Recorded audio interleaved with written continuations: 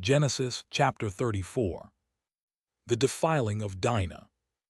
Now Dinah, the daughter Leah had borne to Jacob, went out to visit the daughters of the land. When Shechem son of Hamor the Hivite, the prince of the region, saw her, he took her and lay with her by force. And his soul was drawn to Dinah, the daughter of Jacob. He loved the young girl and spoke to her tenderly. So Shechem told his father Hamor, "Get me this girl as a wife." Jacob heard that Shechem had defiled his daughter Dinah, but since his sons were with his livestock in the field, he remained silent about it until they returned. Meanwhile, Shechem's father Hamor came to speak with Jacob. When Jacob's sons heard what had happened, they returned from the field. They were filled with grief and fury because Shechem had committed an outrage in Israel by lying with Jacob's daughter, a thing that should not be done. But Hamor said to them, "My son Shechem longs for your daughter.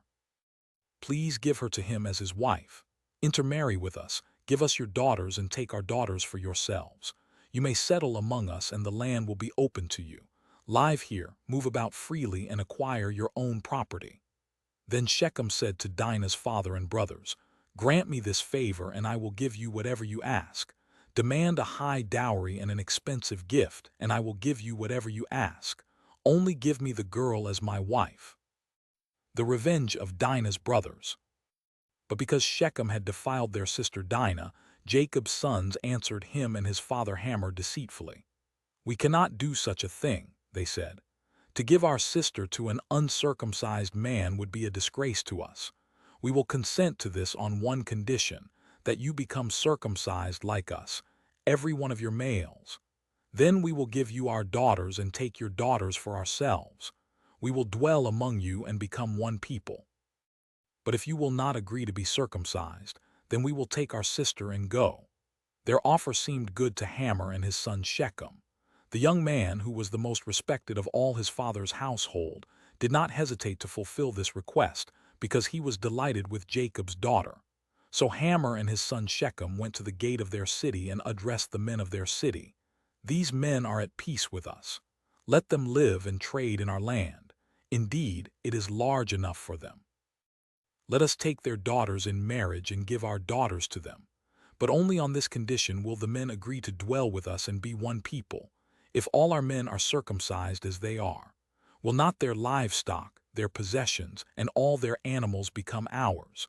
Only let us consent to them, and they will dwell among us." All the men who went out of the city gate listened to Hamor and his son Shechem, and every male of the city was circumcised. 3 days later, while they were still in pain, two of Jacob's sons, Dinah's brothers Simeon and Levi, took their swords, went into the unsuspecting city and slaughtered every male. They killed Hamor and his son Shechem with their swords, took Dinah out of Shechem's house and went away.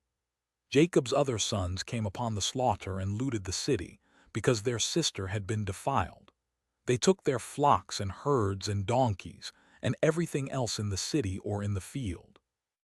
They carried off all their possessions and women and children, and they plundered everything in their houses. Then Jacob said to Simeon and Levi, "You have brought trouble upon me by making me a stench to the Canaanites and Perizzites, the people of this land. We are few in number. If they unite against me and attack me, I and my household will be destroyed." But they replied, "Should he have treated our sister like a prostitute?